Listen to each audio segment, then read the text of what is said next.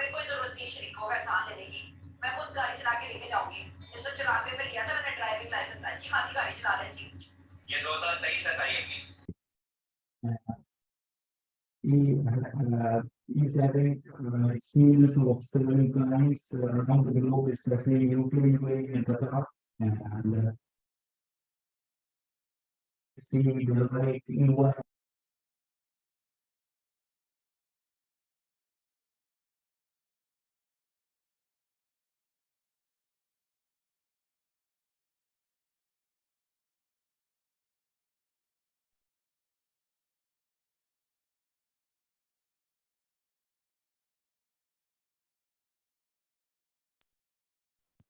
Thanks very much, Hasib. I just wanted to confirm, am I audible? Can someone confirm that I'm audible and while speaking?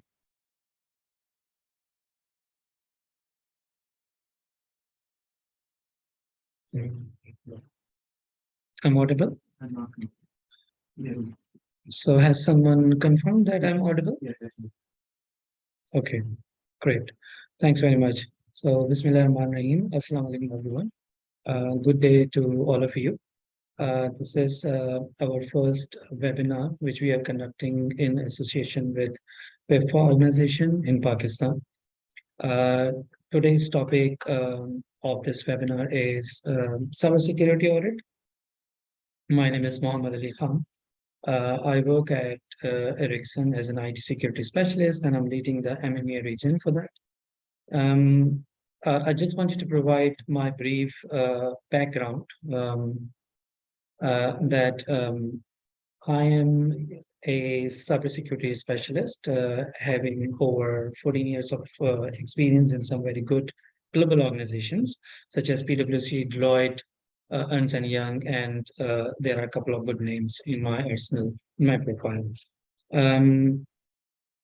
My key strengths and differentiators in cybersecurity field actually is the technical, deep technical, insightful understanding and knowledge and experience for the assessment as well as the implementation of the cybersecurity frameworks in various organizations. The medium of today's webinar is English. However, I will try to explain a few things in Urdu as well, as I've been requested by the organizers. Hope you enjoy this webinar. So let's move forward with the next slide. So as you can see, this is a disclaimer that this webinar actually is purely being conducted for the educational purposes, and I'm serving PIPFA voluntarily to conduct this webinar. I don't expect, or I have no commitments actually with them to have any financial or any kind of gains from PIPFA or any other organization for this webinar. This webinar provides reasonable understanding about the cybersecurity audit. I don't claim that I will be providing all all sort of knowledge aspects in this domain, because this domain actually is so versatile. So I will try to do a good job and to my level best to deliver some good knowledge contents to you people. One more thing is that the content of this webinar have been prepared by myself, and I don't claim these contents to be my copyright because I have gathered these contents from the multiple sources, from the internet articles and books, and from the different sources. The agenda of today's webinar is the as you can see in the screen is I would just start explaining that what is the cybersecurity audit, and then what are the benefits of this audit, then compliance considerations, the frameworks, objectives, planning, scoping, approach, challenges, reporting, and summary. So let's see how it goes. Let's move forward with it. What is cybersecurity audit? So it's a brief explanation. So it's a thorough analysis and review of each cybersecurity aspect related to the IT infrastructure of your company or the organization wherever you are working, or to whichever the organization you want to audit. From policy and procedures to your security controls and action plans. Um, these assessments are designed to detect every single vulnerability posing as a threat to your organization. So I will explain this sentence and this briefing in upcoming slides. So let's see what we are up to.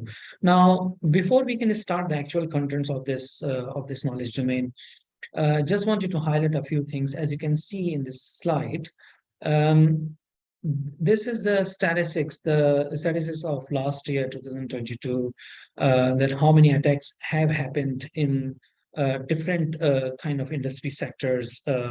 You see, I mean, education sector is among the top. There are so many attacks. I mean, the numbers are just written on the right-hand side. You can just count those numbers. So these are the number of attacks, and these are actually only very limited numbers and from a very limited visibility of the attacks, because most of the organizations do not report these attacks. So just to give you the understanding that the attacks do happen very frequently to all sort of industry sectors. So you should be mindful that your organization or your industry sector is not an exception. So the attacks happens everywhere. The cybersecurity risks, we need to have some very good understanding on these risks as well. What are the top risks um, we need to consider prior to start understanding the cybersecurity audit?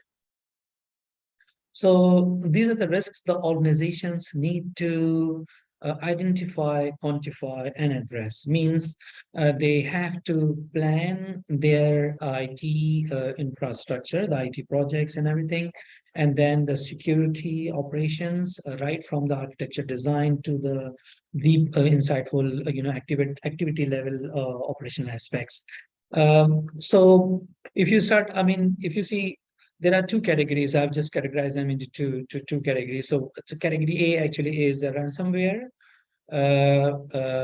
hacking, insider threat, data leakage, and phishing. So the category A risk actually are the ones which are eminent to every organization.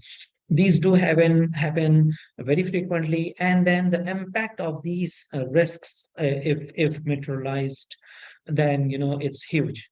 So, for example, if any organization gets hacked, then the hacker can do anything. They can steal the financial information. They can make the fraudulent transactions. They can gain any financial, I would say, they can have any financial gain. I mean, by just transferring some amount of from the organization's bank accounts into their account.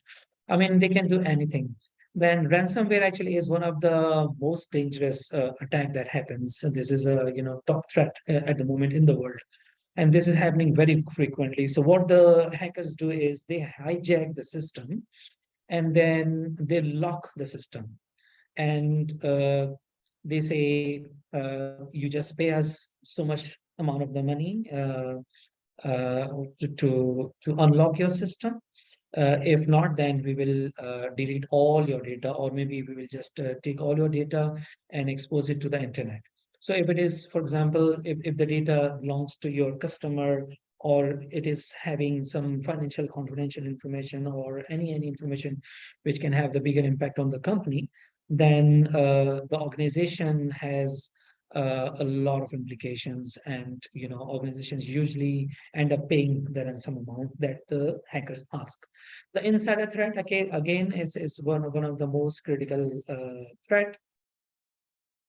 What happens is, we think that most of the attackers or the hackers, they come from outside the organizations. It's not like that actually. So it happens very frequently that most of the attacks happen from inside the organization. And it could be the employees, the suppliers, the vendors, the maybe the junior staff, maybe the cleaning staff, or it can be done by anyone actually. And in fact, some hackers get recruited to the organization for a limited time to gain the access to your IT infrastructure. And then they resign after a few months of their joining.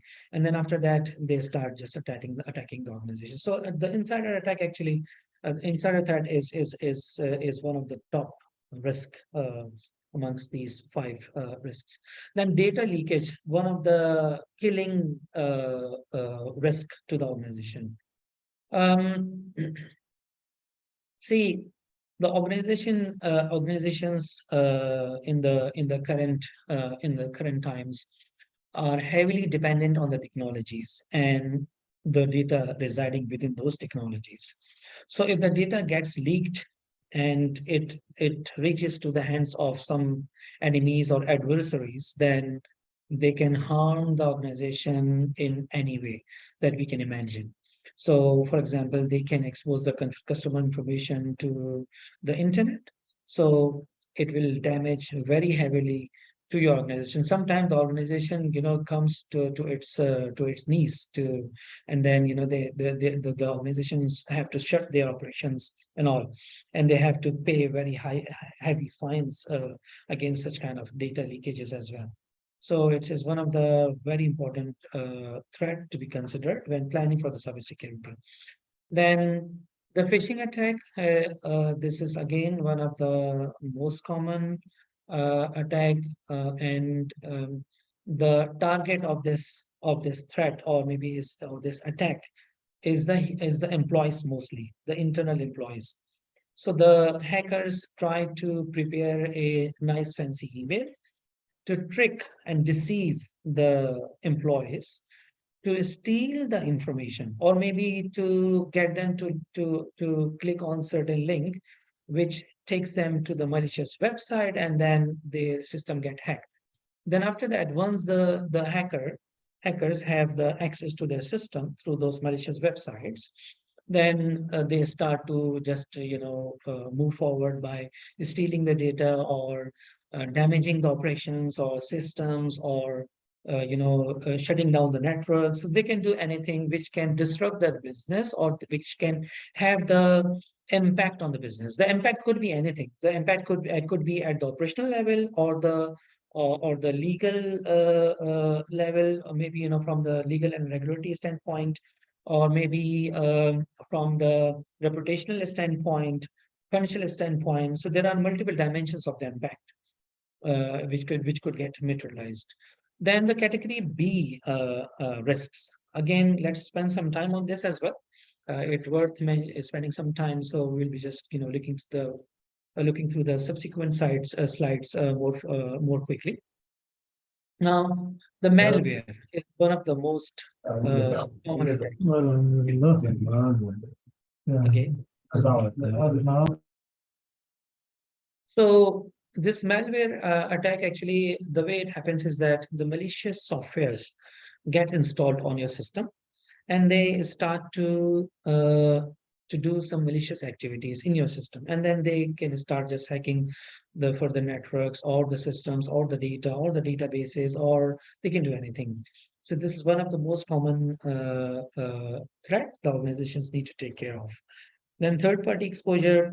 So what happens is, in most of the organizations, especially what I've seen in my experience in the IT as well as the security teams, they usually engage with the third-party vendors to support them implementing the projects, or maybe to support their operations on an ongoing basis.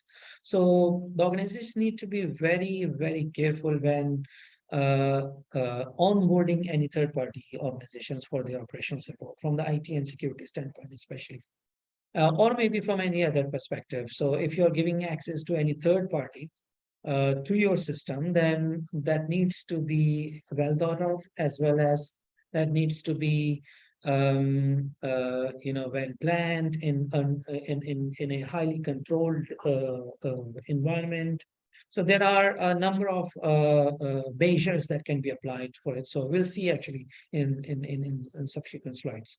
Then denial service again. So for example, consider if a company is heavily dependent on the internet, and that's kind of e-commerce organization. So if their website or the e-services go down, then that's called a kind of denial service. So that can happen, and it happens very frequently. So the hackers actually attack an organization, and they try to bring down their e-services or the internet services. And once it happens, then the organization start having the impact on their financials or their customers or from the customer loyalty or from the different perspectives. Then man in the middle, and I also call it as the network attack. So how it happens? Usually, it happens, you know, when you communicate, you establish a communication between yourself and your customers or your recipient of the information. For example, if you're sending an email, let's take a very simple example. And if someone is able to capture that email and then amend that email and transform the message from positive to negative to your customer, then it can have impact on your business. So there are technical steps through which the attackers can hijack your communication sessions and then make the modification so that the data which you are sending or the communication or the message or the information, it gets modified and then reaches to the destination in a modified state. Finally, password attack, needless to say, I mean, this is one of the key threat. You must be knowing that. So the organization puts heavy emphasis on it, that the people should not share their passwords to anybody apart from themselves. So let's just move forward with the subsequent slides.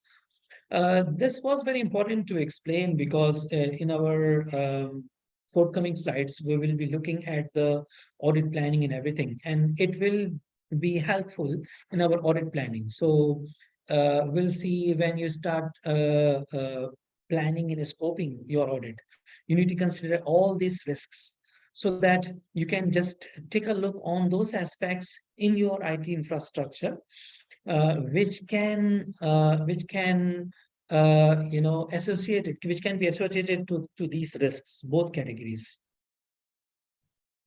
Okay, so as a quick one, benefit. Again, there are multiple benefits of this cybersecurity audit. Essentially, it's a management tool. I take it this way, to enforce the security requirement, create the awareness, and then alongside with this, there are multiple benefits that you can achieve the compliance, you can identify the gap areas, you can address your high risk domains and all. You can improve your security posture. You can reassure your clients, vendors, and business partners about the data safety.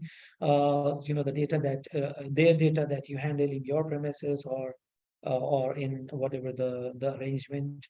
So it has a number of benefits. Let's move forward. If someone needs some explanation in other language like Urdu, then please just raise your hands and I will explain those things. Compliance considerations.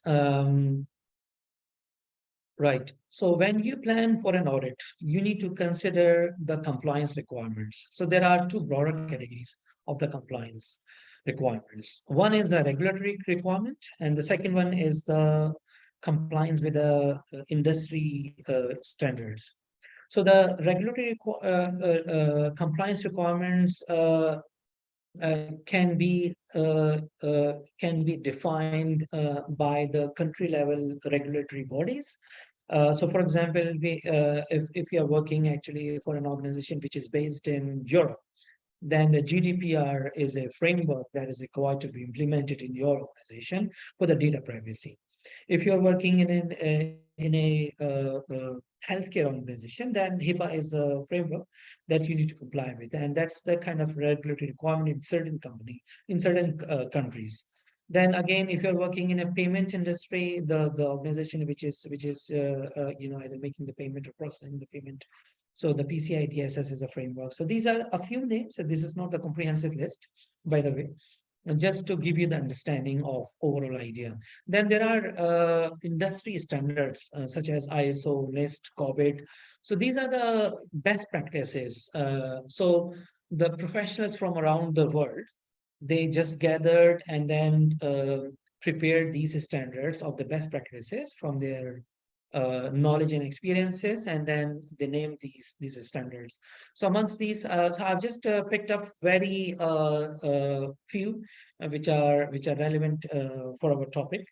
So let's see what these frameworks are. Now, what is a framework? Okay, we need to understand that as well.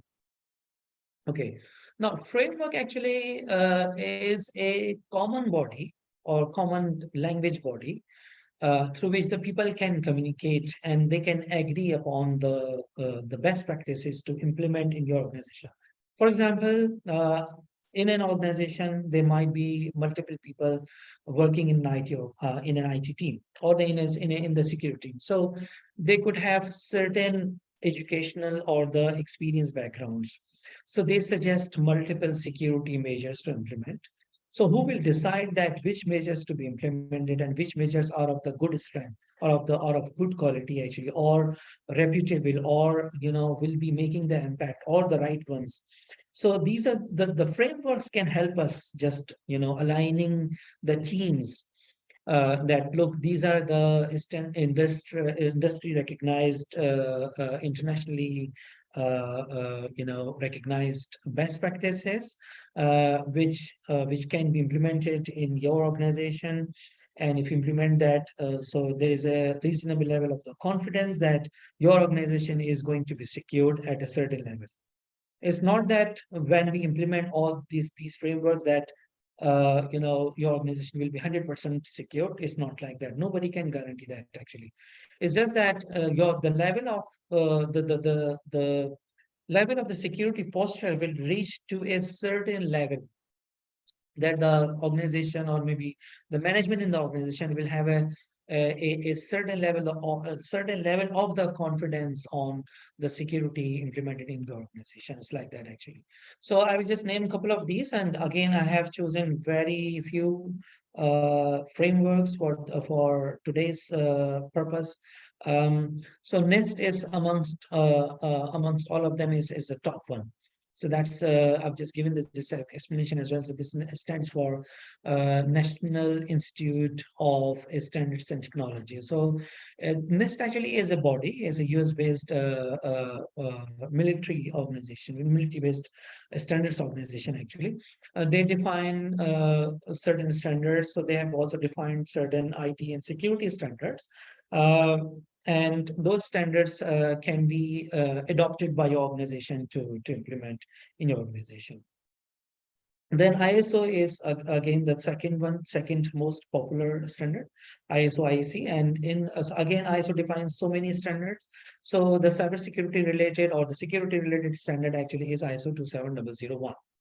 Then COBIT, it's defined by ISACA organization. Then PCI DSS, again, one of the organization for the regulatory compliance, and HIPAA.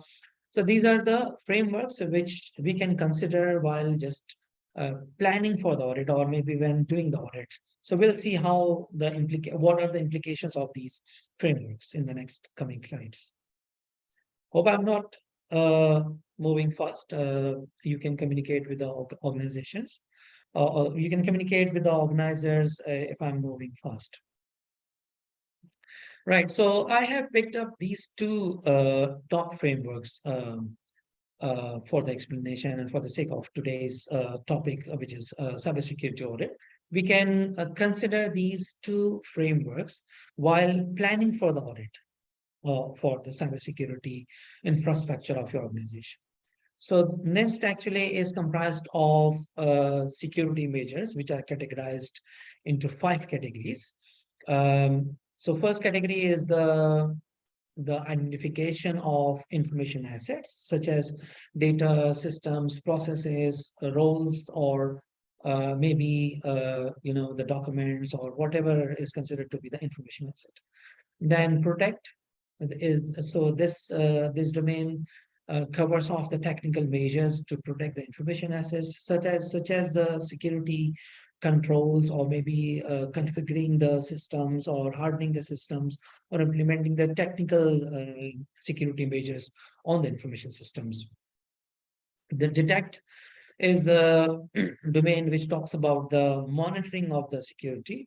So, for example, if an attack is happening on your organization, then this domain actually takes care of this aspect, that if the attack is happening, that you should be prepared to handle those attacks. Then respond. So, if an attack has happened already, then your organization need to be prepared to respond to those attacks. So you need to have some arrangements. So you need to have the skill team to block those attacks, or maybe um, to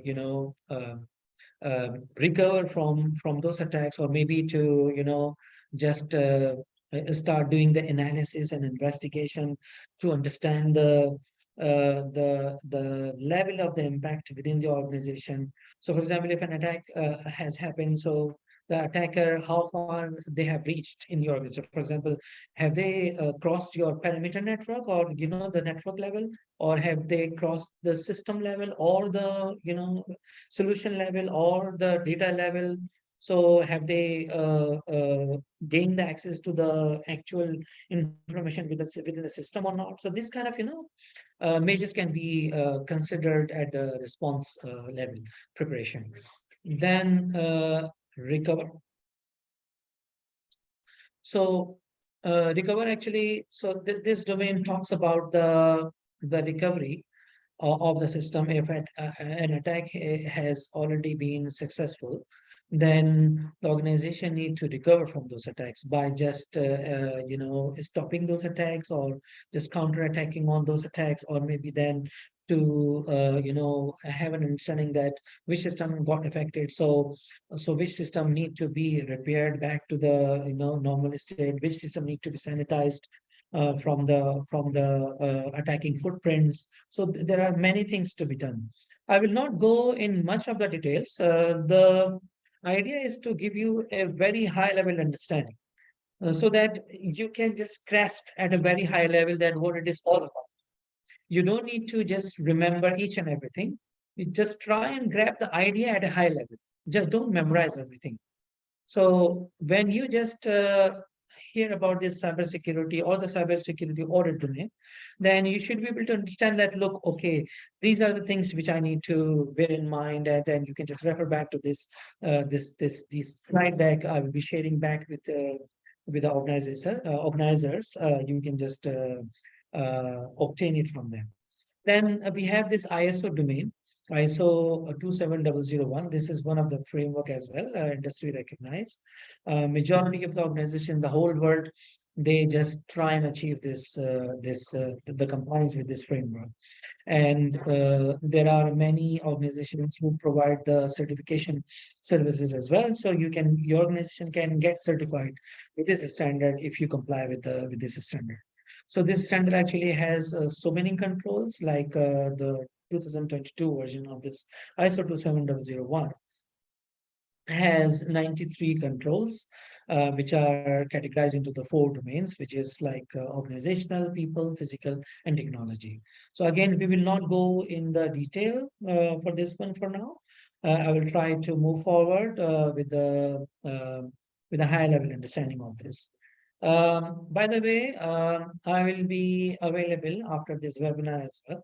So just feel free to reach out to me anytime. I'm just opening my hands and arms to welcome all of you.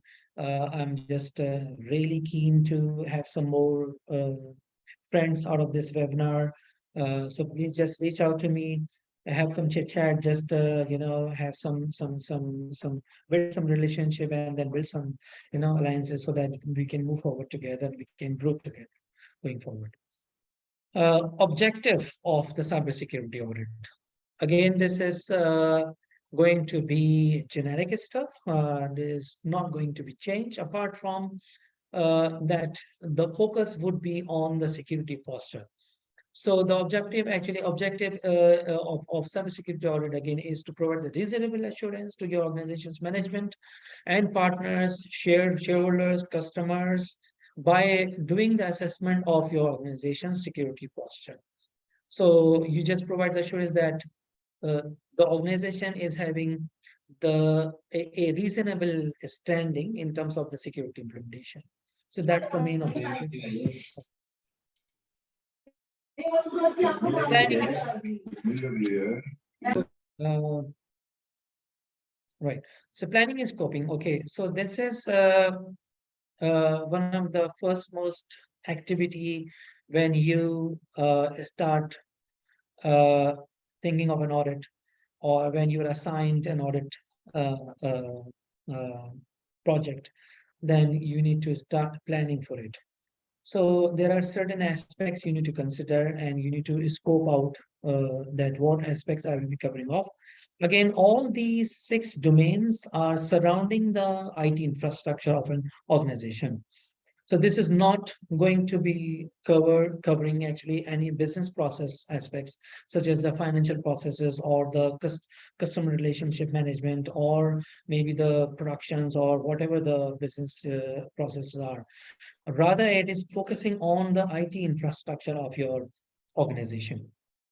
So first you need to take a look, and you need to just include in your scoping the governance aspects of your organization. So how the governance is designed, how the roles and responsibilities are designed, who is reporting to whom, and who are the decision makers in your organization. And then are those decision makers qualified enough or experienced enough to take the right decisions? And then are there accountabilities established in the organization? For example, if something goes wrong, if some people or some teams are not just fulfilling the security requirements, then have the organization defined some accountability measures that it need to be taken care uh, properly? Are your policies defined, frameworks defined? Do you have any compliance requirements, as we have seen in our earlier slides? And this is what I was just referring to. So we have to understand all these aspects about the organization. Then moving forward with the data security. So you need to plan for taking a look uh, at your data security. And what sort of data you need to take a look is there are 3 categories of the data in general. Data at rest, data in transit, and data in use. So the data is in at rest actually is a data which is stored in your database, or the files which are stored in your file servers, or maybe in your storage devices, or wherever you are just keeping the data. So again, this is a wide domain on its own. You need to take a thorough understanding from your organization that where the data is being stored, where are the databases actually, which database systems are in place in your organization, and where those databases are hosted in which servers, and where are those servers hosted, by the way. So if these are stored somewhere actually in a virtual server, or maybe in a physical server, or maybe the data within the databases actually is stored on some SAN storage solutions. So you need to just bear in mind, and you need to just encounter all those aspects in this domain from end to end. Right from the information, then it gets converted to the data at rest, then to the solution, then to the database, then to the data itself, then to the hosting solutions like SAN solutions, like that. So it's very wide domain, and it's one of the most critical domain, by the way, actually. So if I just say that what is the most critical aspect that you want to consider in planning for your cybersecurity audit is the data security actually, right? So everything is surrounded actually on the data. Now then the second coming back to the point, actually the first category was the data at rest. Second category is the data in transit. The third category is data in use. Okay, so the data in transit is that when you send, for example, an email to someone, so from your organization's email servers, it gets transported to the internet. Then via the internet, it reaches to the other end of the user's organization in their email server, and then the user is able to see. So the data actually travels across the networks. So whether those networks are within the organization or the public networks such as the internet. Uh, so it again, this is very wide domain. So I'll just provide you the little bit understanding of this as well. Data in transit actually is not only the email, or maybe when you just send some information from one end to another. It's not like that. Actually, it's very deep insightful, deep insightful, tactical topic. For example, you are using a SAP system, SAP financial system. Right. I know, I mean, the audience is primarily actually from the finance and audit background. So I'll try and bring up actually the examples which are correlated to those domains. And also I will try to keep it at a high level so that you can understand. I know, I mean, what my audience is actually. So that's why I'm just trying to, keep it at a very high level and trying to associate all these topics with the finance and audits. Right. So data in transit actually, for example, if you're working in a SAP system, right? And if you just, enter some data and then you press the button enter, right? So what happens behind the scene is that your system actually processes that in your laptop little bit partially. Then it sends via the thin client, probably, or the SAP interface that you have in your screen, to via the network to the server where the SAP system is hosted in your data center. So the data gets transported via the network. So if you see, the data travels. So that data's security is essential, is very important actually. Equally important, as we just focus on the data at rest. So for example, you need to have proper encryption mechanisms in place. So no data should be able to travel across the networks, whether it's internal or public network, without any encryption. Actually, so encryption, you must be knowing, actually, is one of the mechanism where we just just change the shape of the data and transport that data via the network, that if someone is sniffing that data, or someone is just trying to understand the data, so they would not be able to understand that data actually. And then it gets transported to the other end, then it becomes defused, or it becomes it gets reverted back to the normal state of the data. And then data in use actually. So for example, when you use a data, when you, for example, extract a data from a server, or from a, for example, from a customer repository in which is stored actually somewhere in the central server. So the data you start to use in your system, actually, that is the state that's called the data in use. So that state is very important. There are security measures which can be implemented, and there are certain technologies which take care of that. So again, we will not go deeper than this in this topic, and we'll move forward. We can just create the blog to have these detailed technical understanding. We can just discuss those understandings actually over there. Now, the next domain actually is the operational security. So operational security actually is comprised of the aspects which the security manages on a day-to-day basis. For example, they just do the hardening and configuration of the systems. They just try to secure the system by applying the secured configuration. Then one of the responsibility that they have actually is that they just keep running the scans on the systems to identify the vulnerabilities. They need to keep creating the awareness. They need to just implement the security solutions, or finally they need to start monitoring the entire security posture of the organization. So security operation is one of the very important domain. Then the system security. So if you see in the definition, the systems could be comprised of like servers, applications, tools, solutions, databases. All these are called the systems actually. So these could be servers as well.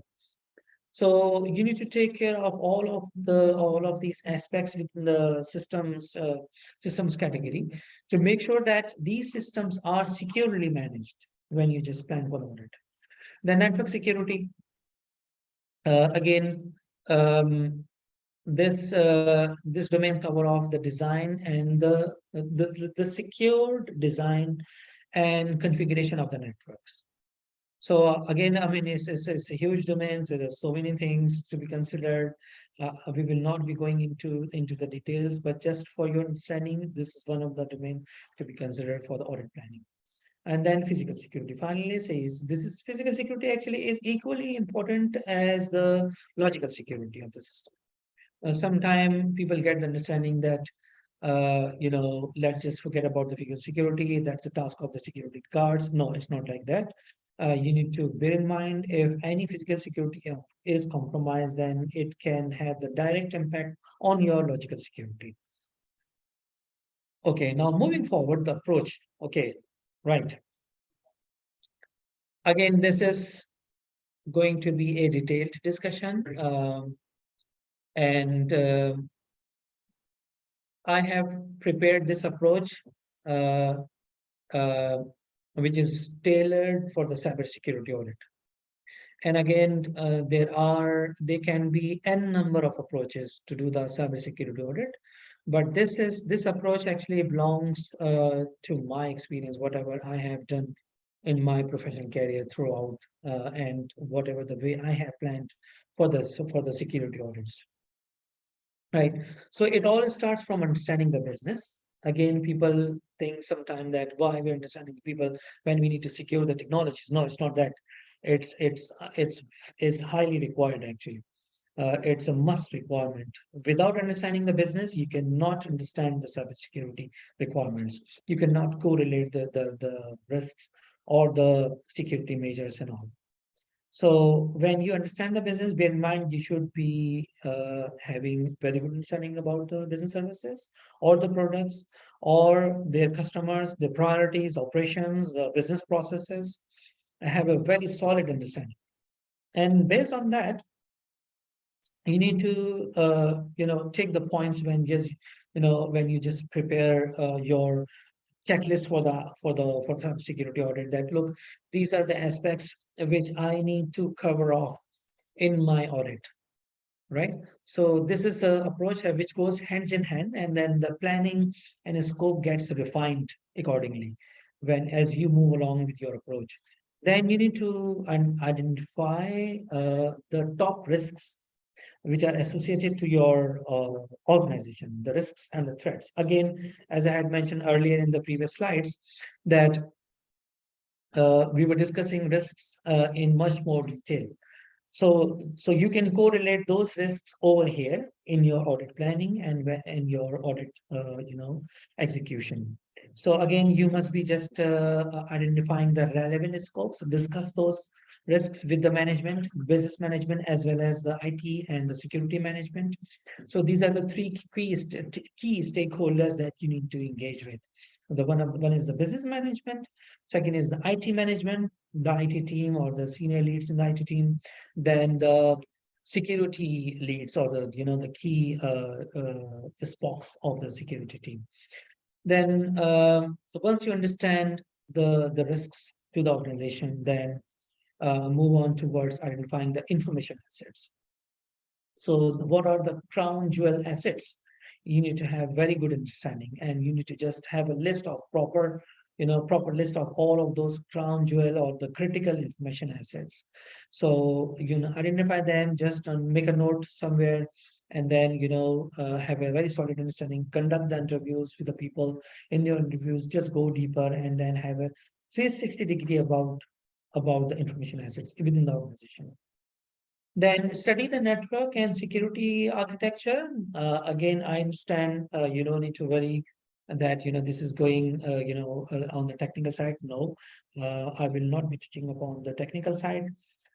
You can gain the support from the IT and the cybersecurity people just to have the high level understanding that what are the network what is the scope of the network, and what are the network uh, uh, segments which have been created with the organization. What are the network zones which are created actually, which you need to secure. And when you will be just doing the auditing, cybersecurity auditing, you will have to make sure that the organization has applied the proper security measures on those sensitive network zones. For example, VPN is one of the sensitive network zone within the organization, or the DMZ zone, or for example, the data center zone, or maybe within the data center, the zone where the databases are hosted, or maybe the zones where the subsystems, for example, or the financial systems are hosted, or maybe the zones where the security solutions are placed. So you need to identify that how those are designed and how those zones are communicating to each other as well. So the communication should be strictly controlled amongst those separate domains. So you will need to take the support from the technical experts within these domains, and then it's not something very difficult.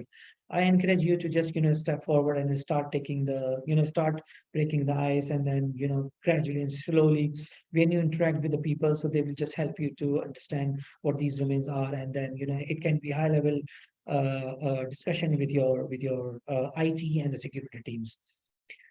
And moving forward, obtain the historical security incidents and the breaches. So if an organization have had certain, highly critical security incidents which might have the high impact on the organization. For example, if someone has stole the customer information, then you need to understand that, okay, look, has happened and why it had happened.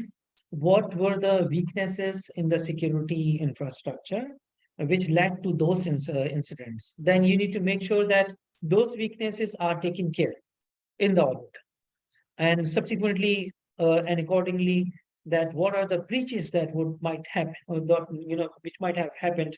So the breaches could be like the lapse in the security controls, the breach of the security policy, or breach of the networks, or it could be anything actually that could have the impact on the organization. So you need to understand the impact of the historical incidents and breaches, and then encounter them in your audit planning accordingly. Then move forward with the known vulnerabilities. So, for example, if there have been some audit findings, for example, from the external IT audits or the internal IT audits, so you need to take care of those findings. That you need to follow up that the actions which were planned out of those findings have been taken care or not. Accordingly, if there were known vulnerabilities in the systems or the weaknesses in the system, are those weaknesses taken care within the due time or not? If not, then you need to raise it in your audit report accordingly. So this is one of the important aspects to be covered off. Then move forward with the compliance requirements. So as we saw in our earlier slides, if the organization has the implication of any regulatory compliance requirement, or if the organization has been placed a requirement by their customers that you need to implement the international standards like ISO 27001. So you need to gain the understandings, the valid need of those requirements, of those compliant requirements, and then you need to encounter them in your cybersecurity audit planning. That what are the key security measures you need to make sure that should be in place. Then assess the current policies and procedures. One of the very basic step, assess the existing controls. Okay, now controls. A very good point. See, security is nothing but all about the security controls. That's it, nothing else. So you need to uh, have a very good collaboration with the organization's IT and the security teams to come up with a unified list of the security controls, right? For example, your organization defines certain controls or policies. Then certain controls were coming from the regulatory requirement, like BPA or GDPR. Then certain requirements were coming from ISO standard, ISO 27001. It could become a huge list of security controls. So what you need to do is that you need to create a kind of unified list of the security controls which complies with all these requirements at once. And then you need to make sure in one go that this control is implemented or not, and it is satisfying all the requirements, be it customers' requirement for the ISO or the regulatory requirement on the organization, or it could be requirement coming from the or driven from the organization's policies. So you need to have a consolidated list of those security controls, and this would be a baseline of your audit, by the way. All you need to do actually is to assess those controls only. That's it. That could be a kind of a one-off list that you need to prepare and then start running it through when during your audit. So your field work during the audit and the execution would be based solely on these controls. Now, when you assess those controls, again, nothing, no need to say that you need to gather the evidence, you need to validate those findings with having the discussion with the people, and then you need to double make sure that your findings are accurate. Then identify the gaps, if there are any. I mean, we are not seen to be good guys, by the way. So when we just reach out to the stakeholders or to any IT people or the security people, they usually don't like to meet us. So it's very hard to get hold of them, and it's very hard actually. I mean, I'm not saying that it's everywhere. I mean, the professional office doesn't have it like this.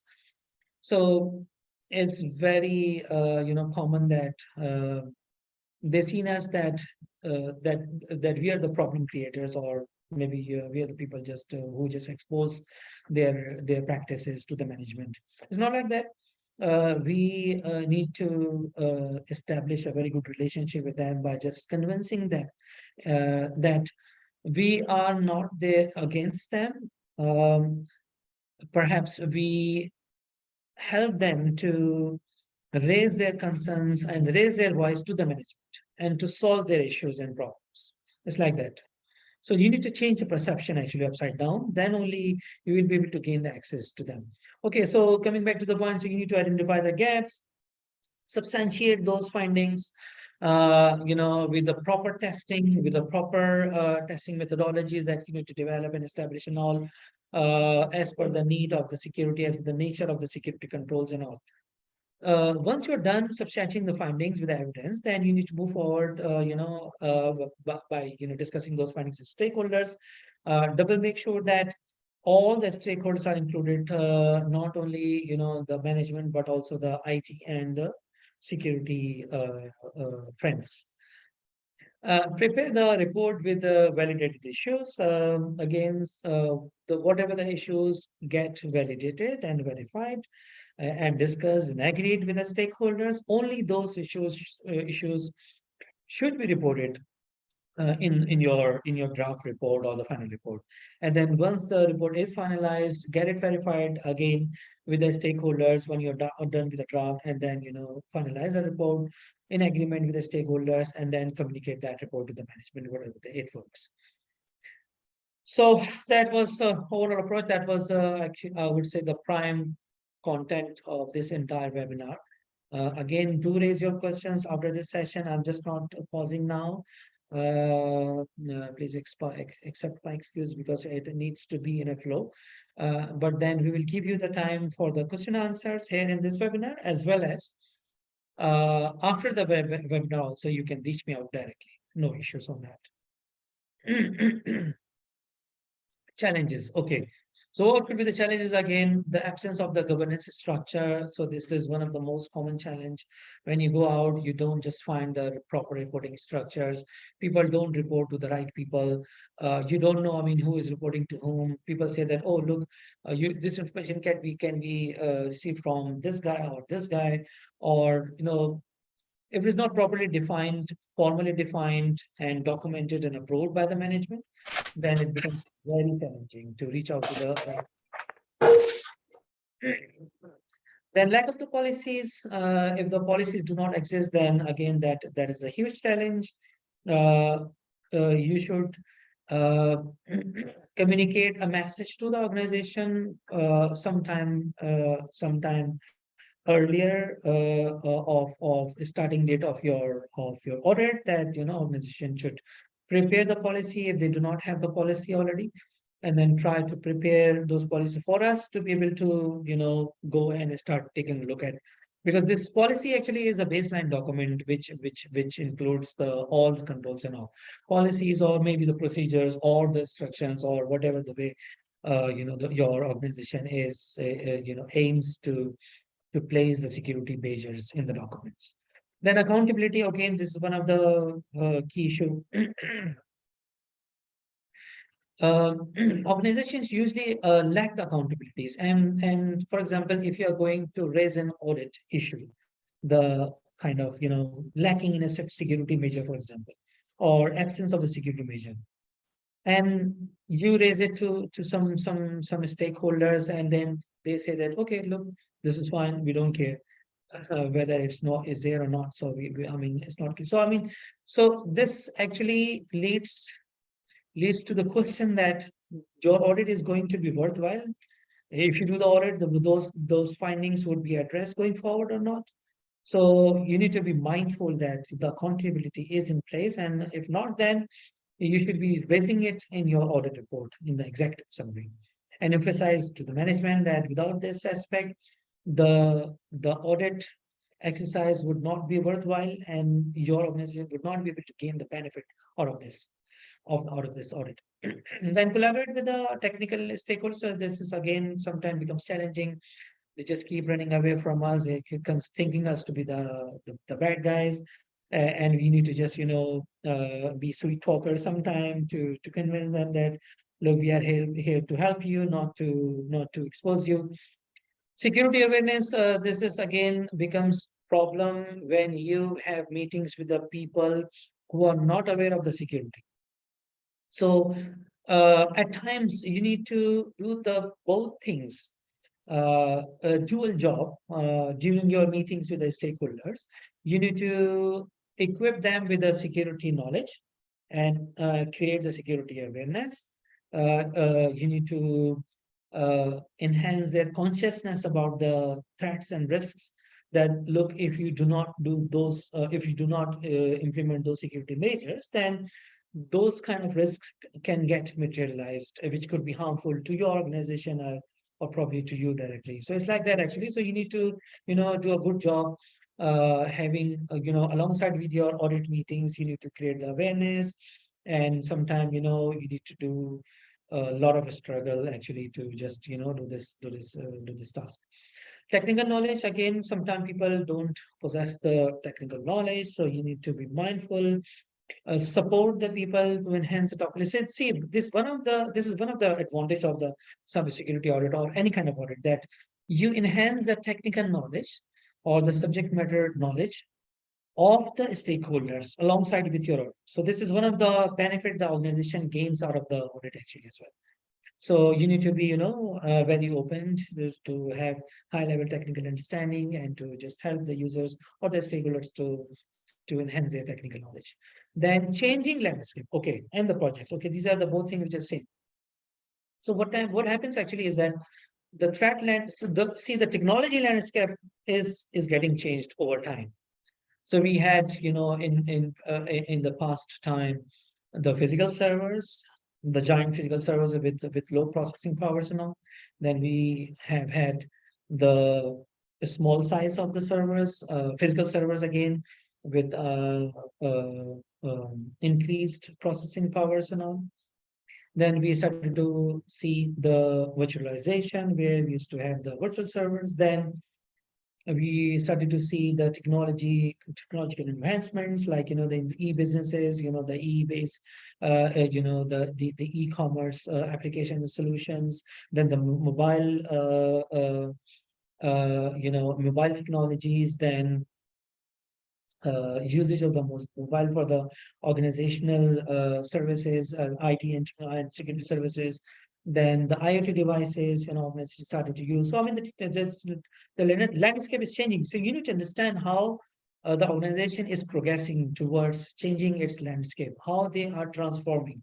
So your cybersecurity audit should be having a great balance of the current state of the IT landscape and the planned scape for the IT landscape. And you need to understand that how the projects are linked, which are going to transform the technological landscape of the organization. So, I mean, these are the challenges you need to just, crack by having the good collaboration with the stakeholders, obviously, and, through some management skills, communication skills, influential skills, the convincing skills. You need to be able to make the people your friend and all. So use your soft skills to tackle these challenges. Reporting, again, is going to be generic stuff, just keep all these contents in your reporting. I'm just going to go fast on it. Executive summary, highlighting the cybersecurity risks, substantiated scope. What it means is that actually whatever the scope you have covered off during your audit, regardless of your planned scope. So, you need to include only that scope which you have covered off, right? And you need to put up the exclusions as well, by saying that we had planned for certain items which could not be covered off due to those so and so reasons. So these are the exceptions, and this is the covered scope. Then prioritizes the finding, covering of the cyber, linked to the cyber risk.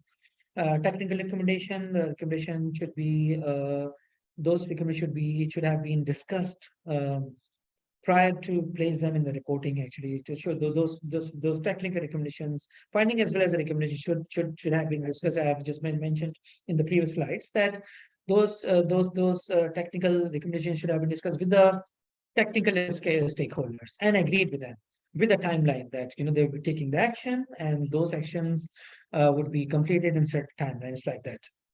So these are the generic stuff in the reporting. Let's move forward with the summary. Luckily, we are on time to reach to this summary, so that we can also have some good time for the question answer.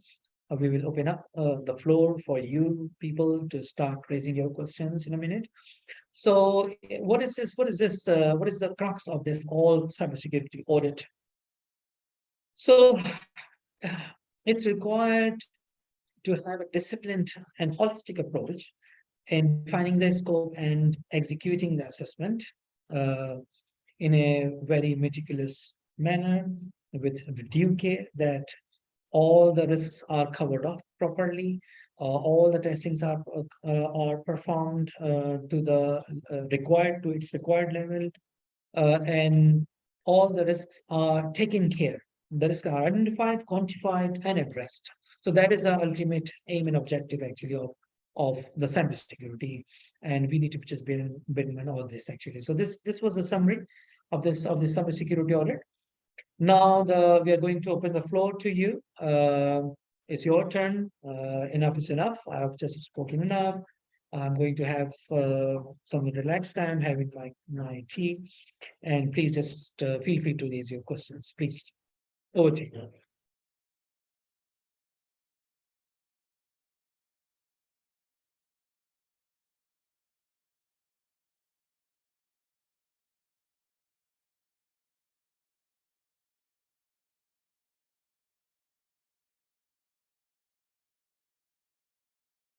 Yeah, I have We have a question with Abu Bakr.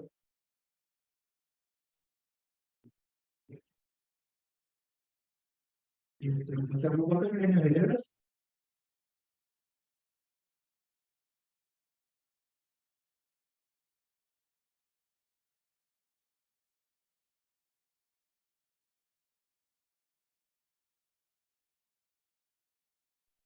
Hello.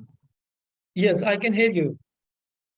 Okay, sir. I have one question that in case in any organization, if there is customized software and the software vendor has access for maintenance of software, how we can any control is access for any ill intention. For example, sometime we are not paying his fees for 1 month or 2 months, and he will stop our access to the software by putting some you can say any message or something to stop working the software. So is there any Thanks very much. control or something? Yeah, How I we get can- your question. I guess your question, I'll try to explain the answer to it. By the way, it's a very good question that you have brought up. Thanks very much for that. See, this question belongs to the third party exposure. Yes.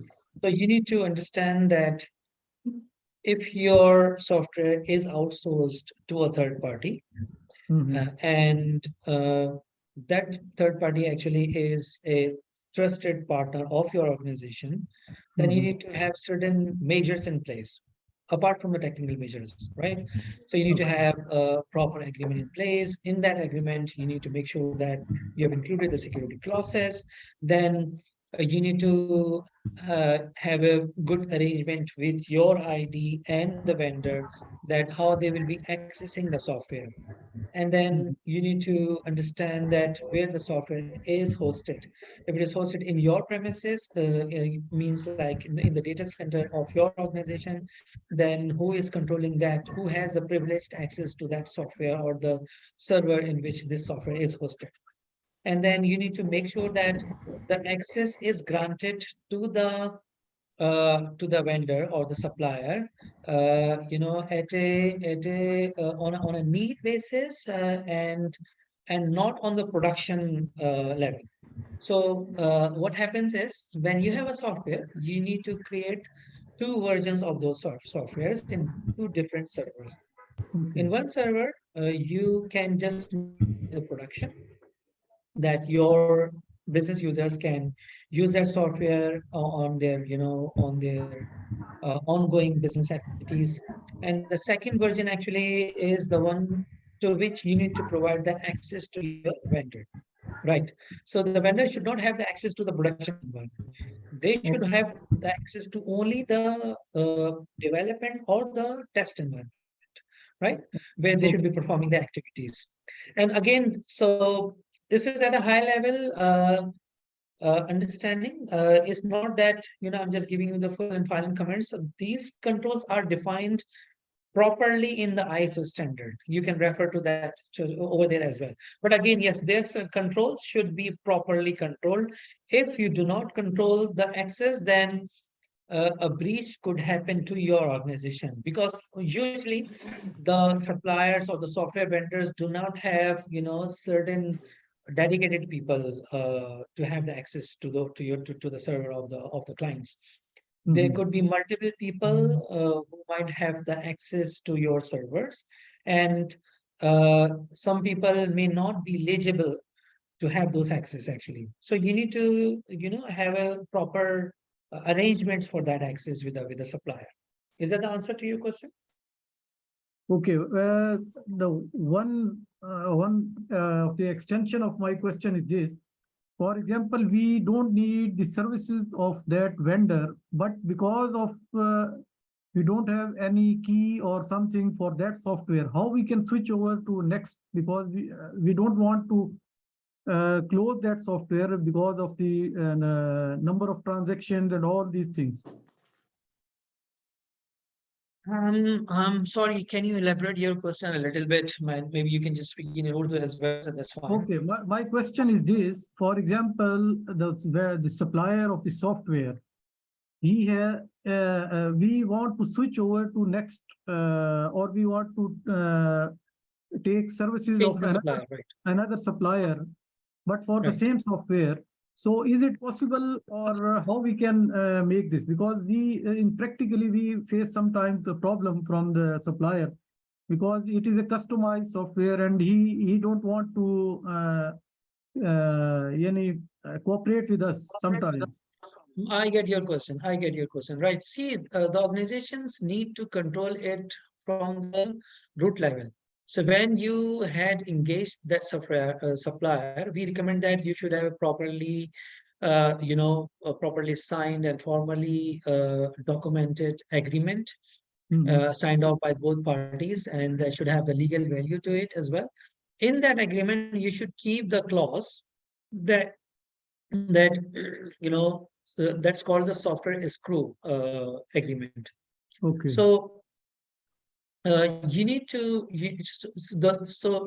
the what should I say, the coding of that software uh, should be retained with the organization as well. So you need to have you need to have the legal rights that you should be retaining the software code with yourself. So for example, in future, if you want to change the vendor, the organization should not suffer from any kind of harassments or the kind of misuse or those kind of situations. Okay, Or the I disputes. understand. Because the problem is that initially there was someone else and who made all this arrangement, but now because when I joined the firm, so this is the problem, that there was no such agreement at that time for this coding and all these things. That is the point. You have two ways to take it to handle the situation actually. Either you just request them to provide you the software code.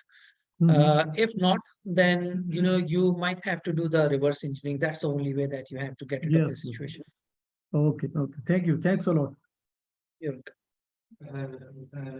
Lisa, we have two questions in chat as well, and there's another member who raised their hand.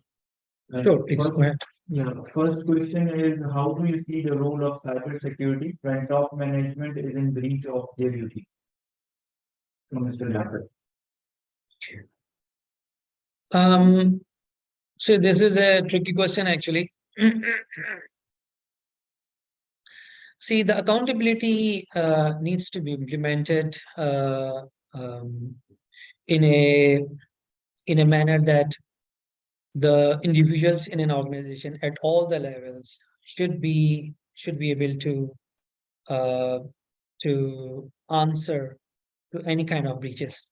So, for example, if a breach happened by a senior management executive, whatever, so they should be able to answer the reasons of those breaches, or they should be able to, the organization should be able to make them accountable somehow.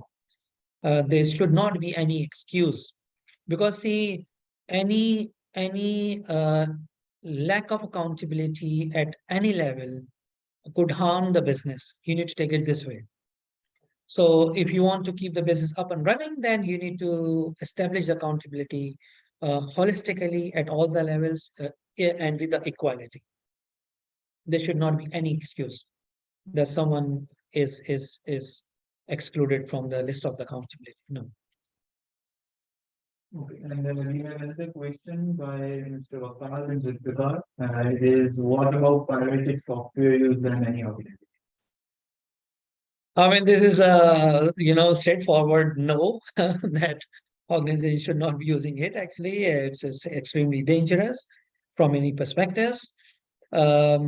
First of all, you are doing the illegal activity, so the legal prosecutors can just get your organization anytime. Secondly, the pirated softwares can have the malicious code within them, and which can harm to your business some way. So it should not be used at all. And there are many consequences like that. So organization should be refraining from it. from using it, and they should be just using the uh, properly purchased software so that you can establish accountability over the supplier. So if something goes wrong tomorrow, for example, you can make them accountable. That if, for example, if a security breach happens, whom you will be just reaching out if you're using the pirated software. So you need to take it this way. Okay, before another question, we have one Mr. Gandhar with us. You are muted. Sure, please. Yes. Okay, you can ask your question. Mr. Gandhar. We cannot hear you yet.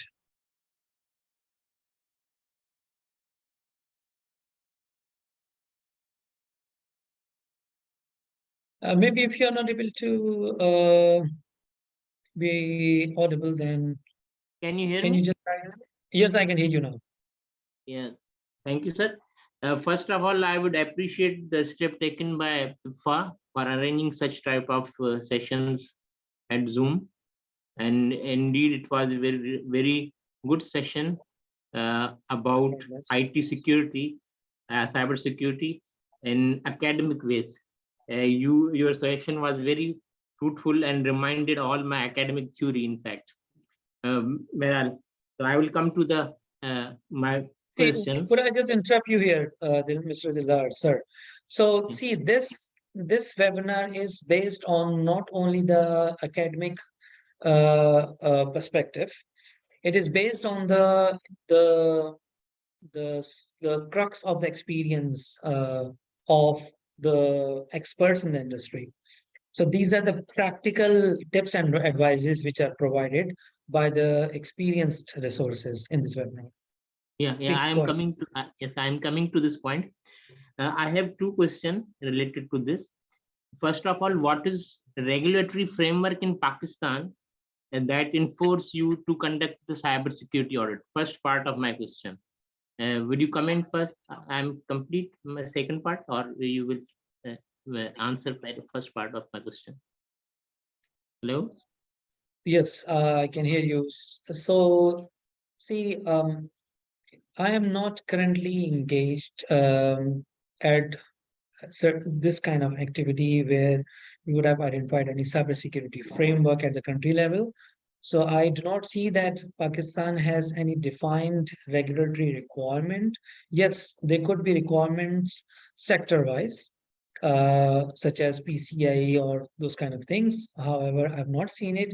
It doesn't mean that it doesn't exist. There might be any requirement, cybersecurity requirement, but I've not seen any organization yet to strive towards it. Okay. The next question, my next question is, when we say cyber security, so normally we studied cyber means some sort of network or internet related activity. So if we say cyber security and we come to the system, integrity of the system, means whether the system is correctly processing the information or correctly computing something. Do we check all these aspects in our cyber security audit? Yes, we have to. You're right. Okay. Thanks.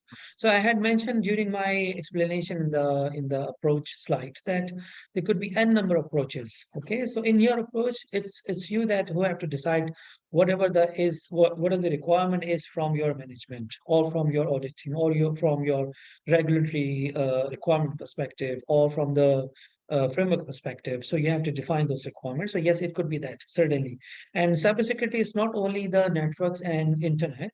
It is everything about the digital aspects of the information assets, right? So we need to understand the information security, the difference between the information security and the cybersecurity, right?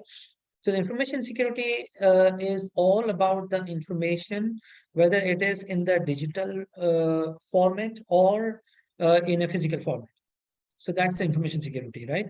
So the integrity of the information, the measure, the security, the integrity, the validity, all those aspects of the information is covered off under the information security. And while in the cyber security, you have to cover off the digital aspects of the information aspects as assets. For example, if an information is stored in an electronic format, so that must be stored somewhere, either in the files or documents or maybe in the database. So that's stored somewhere in the system. So that's where it comes, it comes that, you have to associate this with the IT security or the cybersecurity. Okay. Thank you, sir. Thank you. Thank you. You're welcome. Lisa, we have another question in chat. They've not written their name, but it says that if in risk assessment any gaps are identified, how suggestions are given while vendor not comfortable. Why vendor is Vendor is not comfortable. comfortable. Yeah. A bit vague question. Okay, so this is again, the question is not very clear. However, I do get the question somehow, and then whatever the understanding I have, I will just provide the answer to it. So when you do the risk assessment, you try and identify the risk exposures, the level of the residual risk that does exist in your organization, and then the the level of the actual risk versus the residual risk actually. So for example, you identify the risks initially, okay, this was a risk which does exist and which is the actual risk actually. Then you make an assessment that, okay, look, we have, these are the security measures. Then you minus the from the actual risk to the from the actual risk to the security measures, and then you come up with a residual risk. So that's how it is, just like it is just the risk assessment. Then the vendor sort of related risks.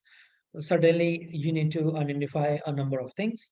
For example, has the vendor been vetted properly by the organization or assessed by the organization at the time of their onboarding, whether they have signed the agreements, whether they signed the contractual obligation for the security implementation, what level of access they have, what are the measures that they have implemented in their premises for our services, if they're hosting that, then what is the access of their staff on our system, whether it's in their premise or in our premises, what are the security measures that they have implemented on the technologies they are managing. So these are the many things that you need to take care of during the risk assessment for the vendor services. Does it answer your question?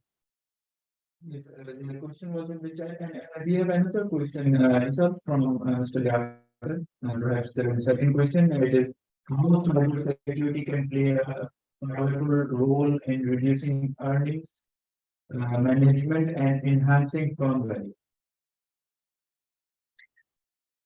In reducing earnings. Yes, earnings management and enhancing firm value.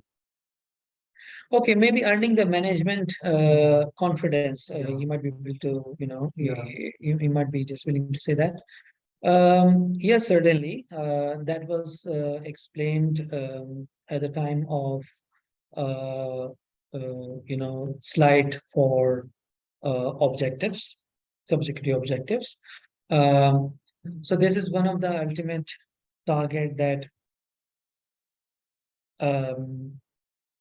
you want to perform the cybersecurity audits to assure your management that the IT and security systems are in place and providing the reasonable security for the organization. So that's how you can earn the management confidence, and that's how you can just enhance the value within the organization. Whether it's like the ethical values, or whether it's the values like the which the organization is expecting from their customers, the loyalty and all. So it has a contribution towards these dimensions.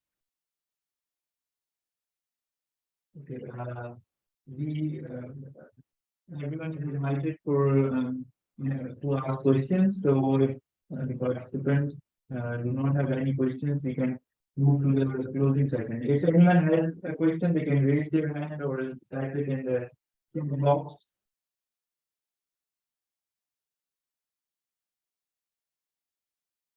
Okay, Mr. Faisal has a question. Mr. Faisal has asked, what is the average period needed for implementing ISO 27001 in organizations of 250 plus employees? We're trying to implement ISO 27001. See, usually this is a kind of, you can say, a small to medium sized organization.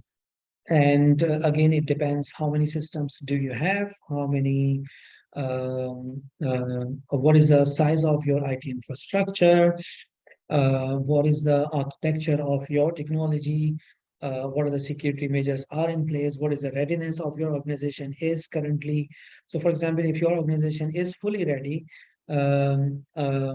to start just implementing, having the baseline requirements such as the policy and procedures, management say, and all, then the organization can start defining the control requirements and the requirements on the certain dimensions of the technologies. And it might take, I mean, usually it takes like 6 to 8 months for an organization to be ready. It's a small to medium sized organization, if they just work hard towards it. And again, depending on the numbers of the technologies, size of the infrastructure, number of users, and all, and the number of systems. So the scope matters actually.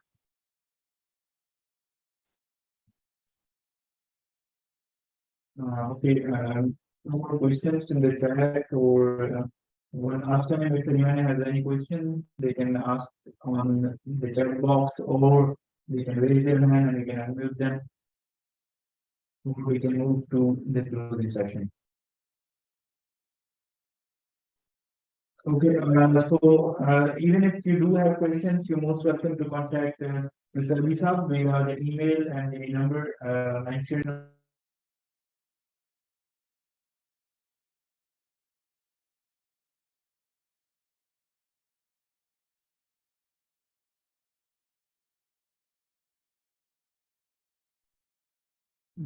Farasa, if you can hear us.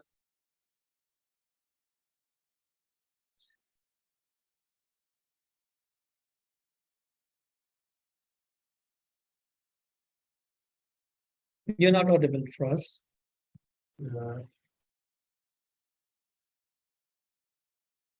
Maybe you need to put headset in your laptop. Yeah. Farasa, if you can hear us.